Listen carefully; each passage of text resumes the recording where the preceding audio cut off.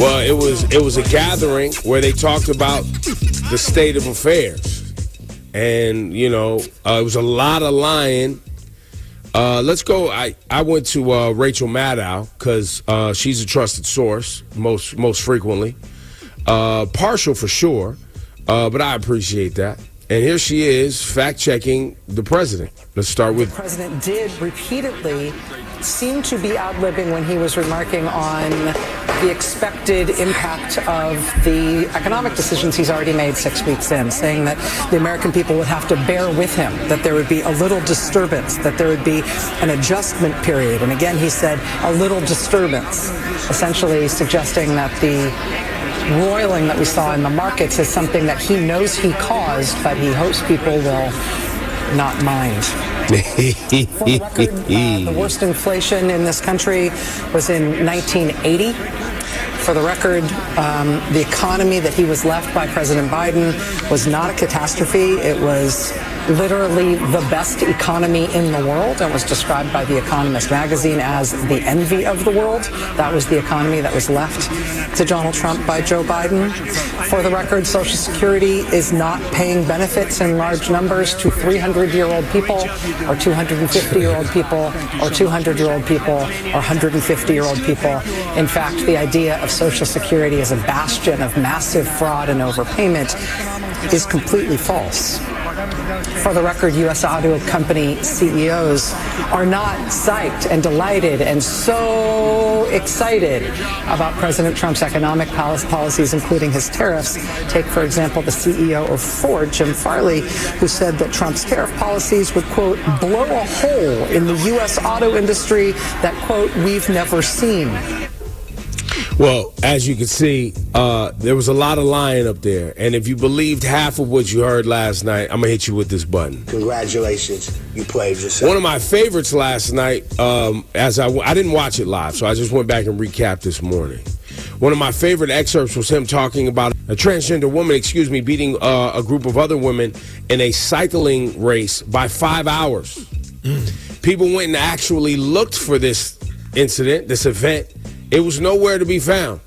The only thing they could find was a fun run where a transgender woman competed against other women in what was known as a waffle challenge, and he beat them all by 4 minutes. That was the most anyone could find. That was the most anyone could find, was a fun run called like the waffle challenge that recently took place.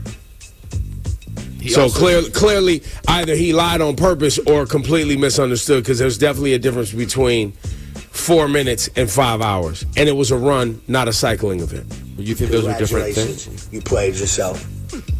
He did also show a young lady in the crowd who apparently was injured and had her volleyball career by a crazed trans woman who spiked the ball in her face so hard that it ruined her life.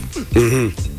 He trotted her out there and had the woman wave to the crowd like, "Hi, I'm the mascot for cisgendered people who have been destroyed by the trans community in sports."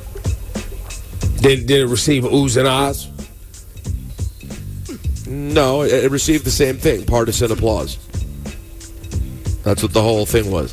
Which is why I'm going to give the button to the Democrats for going, bro. Nancy Pelosi, you played yourself. Chuck Schumer, and all them boys. What are you doing? Like wearing your cute outfit, like we're wearing pink to symbolize power and strength and resistance. Just don't go. You guys, we've talked. We've talked like ad nauseum on this program about the Democrats being nerds, wussies, and dorks. Right. Spineless. They're not gonna do anything, and they're still gonna all that anymore. Some of them aren't even that anymore, and they still did the thing that. But they are. The essence of them is they're going to still respect the office of the president. They're going to still show up when because of the office. One of the reasons they didn't go and launch a bunch of lawsuits against the last election, even though there's clear evidence of purging, laws being broken, people's votes not being counted to the millions. The reason they didn't launch a bunch of lawsuits is because they're going to respect the process. They're going to respect every time. 2000, the same thing happened. They're going to respect the process. So even if the whole thing Congratulations, is you played yourself. being turned into a complete joke that shouldn't be respected anymore? They're going to try to respect the process in hopes that when they get it back, the process is also respected, the office is respected, and there can be some It won't decorum. be. It just happened. We just lived through it. I'm just telling you what apparently they're doing, what I see. You hit the button. They didn't need to be there. Congratulations, you played yourself. Well, Al Green, he didn't stand up and sing "Let's Stay Together." He did not. Al Green from Texas, he stood up and had a whole bunch of other stuff to say. It is the best way to get it across to a person who uses his incivility, against our civility. He is a person who has consistently been used incivility against civility. I'm willing to suffer whatever punishment is available to me. I didn't say to anyone, don't punish me. I've said I'll accept the punishment, but it's worth it to let people know that there are some of us who are going to stand up against this president's desire to cut Medicaid, Medicare, and Social Security. Were you saying you have no mandate? Is that what you told me? That's what he has no mandate to cut Medicaid. None. Is the only punishment that you were kicked out, sir? Is there something? I don't know. Whatever the punishment is, I'm not fighting the punishment. This is about the people who are being punished by virtue of losing their health care.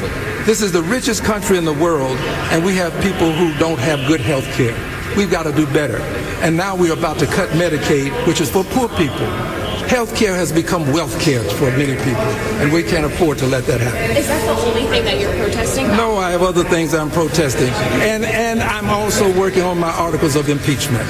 This president is unfit. He should not hold the office.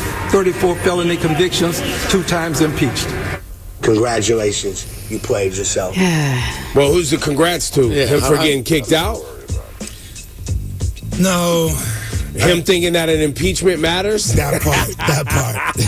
That's exactly. Yo, Because you we've been guys. here Because before. wasn't he impeached before? Twice. Yes. Yeah. Oh, and Al Green was a big part of the first ones.